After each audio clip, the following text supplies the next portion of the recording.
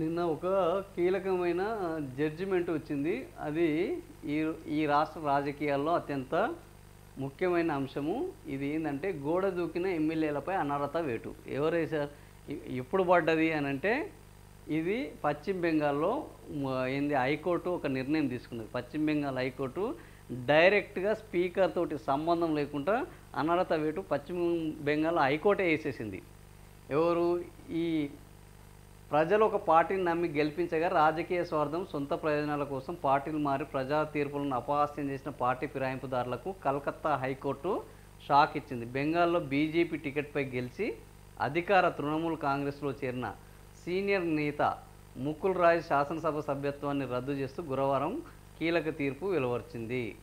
So ఫిరాయింపుల కేసుల నిర్ణయంలో జాప్యం రాజ్యాంగ విధులను ఉల్లంఘించడమని ఈ సందర్భంగా కోర్టు కీలక వ్యాఖ్యలు చేసింది. సో ఈయన ఎక్కడ గెలిచాడు? ఏంది తృణమూల్ కాంగ్రెస్లో బీజేపీ టికెట్ మీద గెలిచాడు.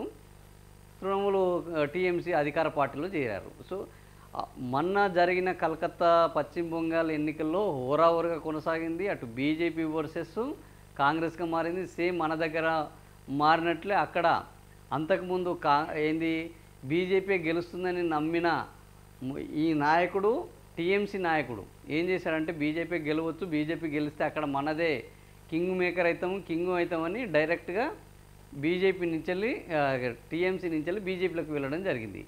తీరా బీజేపీ రాష్ట్రంలో అధికారంలోకి రాలేదు. అక్కడ వెంటనే క్షణాలు తేడా లేకుండా మళ్ళా బీజేపీ నుంచి టీఎంసీలోకి వచ్చాడు. మేడం, ఆ రోజు నేను ఏదో తప్పు నిర్ణయం తీసుకున్నాను, బట్ నేను మీతోటే ఉంటాను, నేను మీ మనిషిని అన్నట్టు మళ్ళా మమతా బెనర్జీ పంచన చేరాడు. సో దీనికి బీజేపీ వాళ్ళకి తిక్కరేగింది. వీడిని నమ్ముకొని మేము ఇంత పని చేస్తే వీడు నా దగ్గర నుంచి వచ్చి మళ్ళా పార్టీ మారని వాళ్ళు కొట్లాడడం జరిగింది. సో ఇప్పుడు ఆ కొట్లాటలో 4 ఏళ్ళు స్పీకరు 4 ఏళ్ళు దీని మీద విచారణ చేశారు. ఇంకా లాభం లేదని డైరెక్ట్గా కలకత్తా హైకోర్టు ఈ ముకుల్ రాయ్ అనే వ్యక్తి శాసనసభ సభ్యత్వాన్ని మేము కొట్టేస్తున్నాము, ఆయన సభ్యత్వము చెల్లదు అని తీర్పు ఇవ్వడంతో పాటు ఇట్లా రాజ్యాంగ విధులను ఉల్లంఘించడమే, ఈ కేసుల నిర్ణయంలో జాప్యం చేయడం, అంటే మేము విచారణ చేస్తున్నాము అని ఇంకా జాప్యం చేయడము ఈ రాజ్యాంగ యొక్క నిర్ణయాన్ని ఉల్లంఘించడమైన కీలకమైన తీర్పు ఇచ్చింది.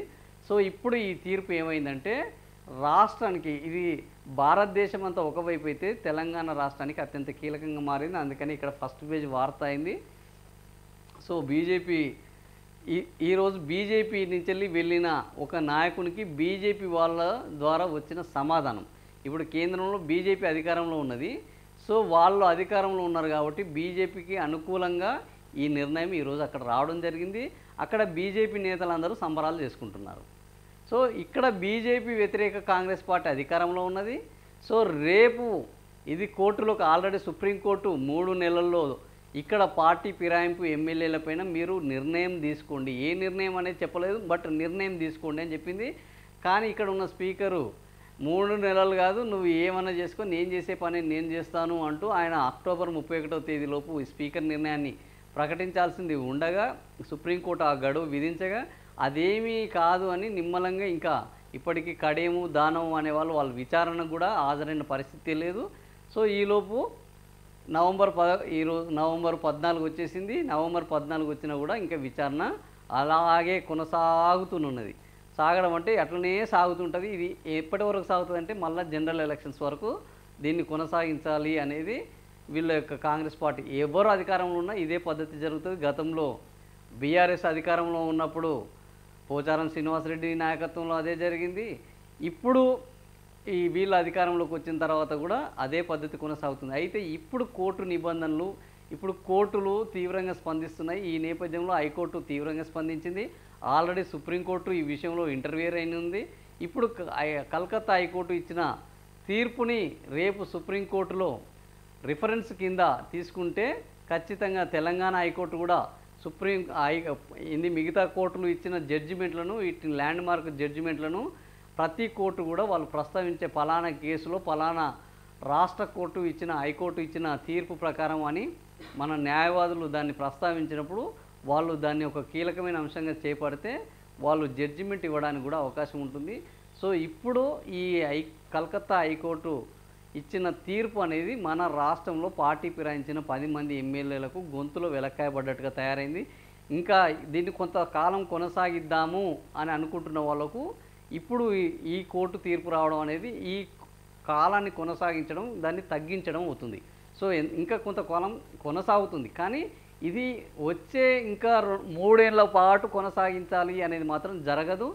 సో ఇప్పుడు తెలంగాణలో కూడా ఈ కోర్టు తీర్పు అమలు జరిగితే ఉప ఎన్నికలు దాదాపుగా ఖాయము. ఈ ఉప ఎన్నికల్లో అక్కడ ఇచ్చిన కోర్టు ఏంటంటే అక్కడ కూడా స్పీకర్ ఏం చేశాడు, ఈయన పార్టీ మారినట్టే, లేదు ఆయన ఏం పార్టీ మారలేదు, కండువాలు కప్పుకున్నంత మాత్రాన, ప్రెస్ మీట్లు పెట్టినంత మాత్రాన పార్టీ మారినట్టు కాదు, వాళ్ళు విప్పుని ధిక్కరించలేదు, ఎప్పుడూ వాళ్ళ పార్టీకి వ్యతిరేకంగా ఓటేయలేదు, కాబట్టి వాళ్ళని పార్టీ మారిన ఎమ్మెల్యేలుగా మేము పరిగణించలేము అని అక్కడ స్పీకర్ కూడా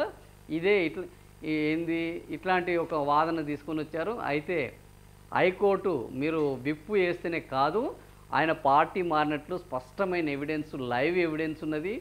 ఆయన బీజేపీ నుంచి తృణమూల్ కాంగ్రెస్ పార్టీలోకి ముఖ్యమంత్రి సమక్షంలో చేరినట్టున్నది. ఇంతకు మించిన ఎవిడెన్స్ అవసరం లేదు, ఆయన పార్టీ కండువా కప్పుకుంటున్నట్టు ఉన్నది అని వాళ్ళు ఆ విషయాన్ని ధృవీకరిస్తూ ఇది ఎవిడెన్స్గా స్వీకరిస్తున్నాము, ఈ ఎవిడెన్స్ సరిపోతుంది అని వాళ్ళ మీద డిస్క్వాలిఫికేషను వేటు వేయడం జరిగింది. ఇక్కడ కూడా అలాంటి ఎవిడెన్స్లు వందలు ఉన్నాయి. బీఆర్ఎస్ నేతలకు వీళ్ళు కండువాలు కప్పుకున్నారు, ముఖ్యమంత్రిని కలిశారు, కాంగ్రెస్ పార్టీకి ఓటేయమని ప్రచారం చేశారు, కాంగ్రెస్ పార్టీ మీటింగ్లకు పాల్గొన్నారు, గాంధీ భవన్కి వెళ్ళారు. ఈ 2 ఏళ్లలో బీఆర్ఎస్ పార్టీ యాక్టివిటీలు లేవు, బీఆర్ఎస్ పార్టీ నిర్వహించిన సమావేశాలకు వెళ్ళలేదు.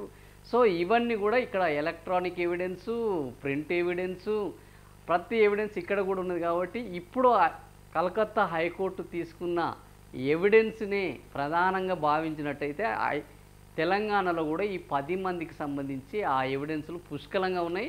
ఈ 10 మంది కేవలం ఇప్పటి వరకు ఒక దానము, ఒక కడియమే దీనికి బాధ్యులయ్యే అవకాశం ఉన్నది, ఇక్కడనే ఉప ఎన్నికలు వస్తాయన్న ఆలోచన నుంచి ఈరోజు కలకత్తా హైకోర్టు ఇచ్చిన తీర్పు నేపథ్యంలో కండువాలు కప్పుకున్న ఎలక్ట్రానిక్ మీడియా సాక్ష్యం ఆధారంగా, ప్రింట్ మీడియా సాక్ష్యం ఆధారంగా వీళ్ళు ముఖ్యమంత్రి పార్టీలో చేరుతున్నట్టున్న, పార్టీ కార్యాలయాలకు వెళ్ళినా ఇలాంటివన్నిటిని కూడా మేము ఎవిడెన్స్గా స్వీకరిస్తాము. ఇవన్నీ కూడా వీళ్ళు పార్టీ మారినట్లు స్పష్టంగా చెప్పేటివే. అక్కడ అంత స్పష్టంగా ఉన్నప్పుడు ఇంకా విప్పు వేస్తేనే పార్టీ మారినట్లు అన్న దాన్ని మేము అంగీకరించము అన్న కలకత్తా హైకోర్టు తీర్పు నేపథ్యంలో ఈరోజు తెలంగాణ హైకోర్టు కూడా ఇలాంటి తీర్పు ఇస్తే రేపు ఉప ఎన్నికలు వీళ్ళందరూ డిస్క్వాలిఫై అయిపోతారు, ఉప ఎన్నికలు తప్పకుండా వస్తాయి. ఇప్పుడు ఇది సుప్రీంకోర్టు పరిధిలో కూడా ఆల్రెడీ ఉన్నది, సుప్రీంకోర్టు కూడా సీరియస్గా ఉన్నది. సో ఈ సుప్రీంకోర్టు కూడా ఈ హైకోర్టు దాన్ని తీసుకునే అవకాశం ఉంటుంది, ఎందుకంటే ఇది రాజ్యాంగం యొక్క మౌలిక స్వభావాన్ని పరిరక్షించేది.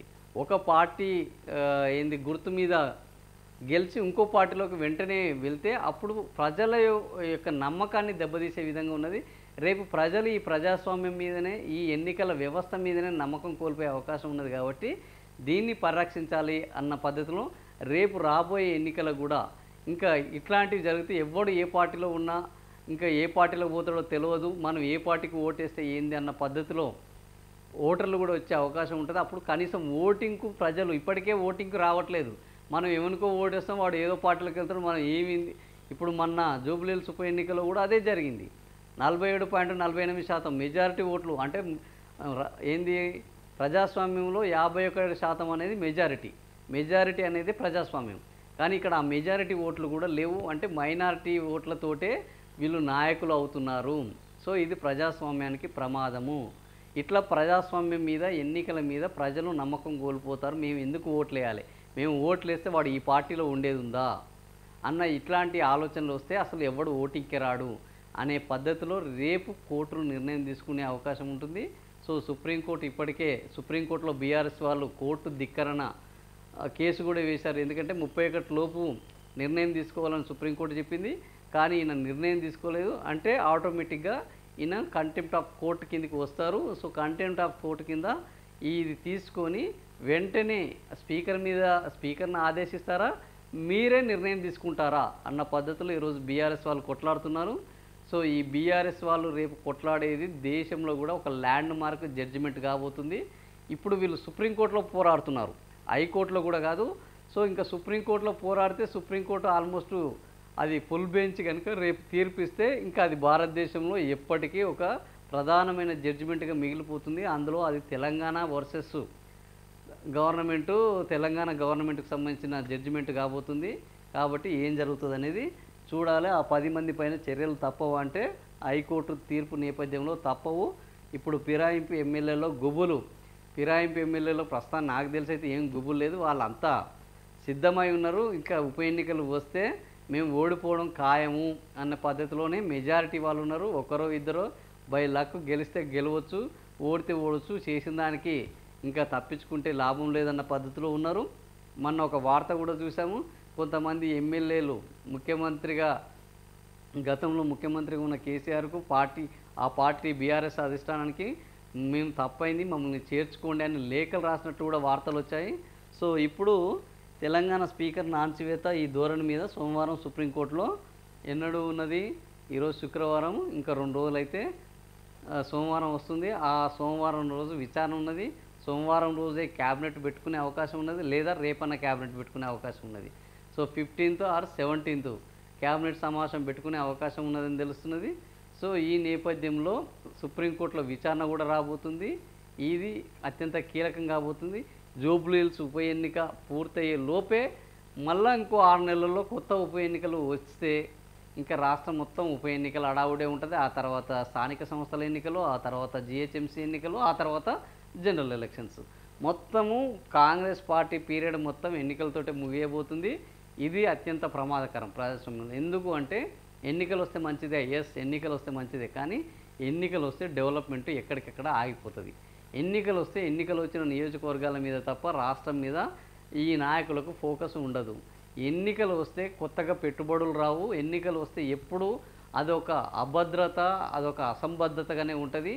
ఆ పార్టీకి ఇంకా మెజారిటీ పెరుగుతుందా, తగ్గుతుందా, బలం ఉన్నదా లేదా, ఈ అంచనాలు, ఈ బెట్టింగులకు ఎన్నికలు ఉపయోగపడతాయి తప్ప ఒక రాష్ట్రానికి నికరంగా స్థిరంగా ఒక అభివృద్ధి జరగడానికి అవకాశం ఉండదు. సో ఇప్పుడు తెలంగాణలో కూడా ఫిరాయింపులపైన ఎన్నికలు త్వరలో రాబోతున్నాయి. ఈ ఎన్నికలు ఆ తర్వాత స్థానిక సంస్థల ఎన్నికలు ముందొస్తాయి, ఆ తర్వాత ఫిరాయింపు ఎన్నికలు వస్తాయి, ఆ తర్వాత జిహెచ్ఎంసీ ఎన్నికలు రావాలి. జిహెచ్ఎంసీ కూడా ఫిబ్రవరిలో పాలక మండలి 2026 ఫిబ్రవరికి పాలక మండలి యొక్క సమయం పూర్తవుతుంది. ఆ తర్వాత ఆలోపు ఎన్నికలు నిర్వహిస్తే అది ఎన్నికలు నిర్వహించాలి, లేదా ఇంకో 6 నెలలు పొడిగించుకునే అవకాశం ఉంటుంది ప్రభుత్వానికి. 6 నెలలు ప్రకటించుకున్నా కూడా మళ్ళీ ఈ ఫిరాయింపు ఎన్నికలు, జిహెచ్ఎంసీ ఎన్నికలు దాదాపుగా వచ్చే అవకాశం ఉన్నది. సో ఈ రకంగా తెలంగాణలో ఇంకా ఎన్నికల పర్వము జూబ్లీ హిల్స్ ఉప ఎన్నికలతోటి ముగిసిపోలేదు. ఇది ఇప్పుడు ప్రారంభం అయింది. ఈ ప్రారంభము మళ్ళీ ఖైరతాబాద్ ఉప ఎన్నికలు రావడం గ్యారంటీ, దాన్ని ఎవ్వరూ తప్పించలేరు. ఆయనతో పాటు ఈరోజు కలకత్తా హైకోర్టు నేపథ్యంలో ఇంకో 9 నియోజకవర్గాల్లో ఈ ఉప ఎన్నికలు వచ్చే అవకాశం ఉన్నది. సో ఓటర్లు మీరు రెడీగా ఉండండి. మీకు పండగ ఒకదాని తర్వాత ఒక దసరా, దీపావళి, సంక్రాంతి, గణపతి చవితి అన్నట్టు ఒకదాని తర్వాత ఒకటి పండగ, ఓటర్ల పండగ రాబోతున్నది. మద్యం ఏరులు కాబోతున్నది. సో డబ్బుల పంపిణీ కూడా జరగబోతున్నది. ఇంకా మీ ఇష్ట రాజ్యం, మీకు పండగే పండగ.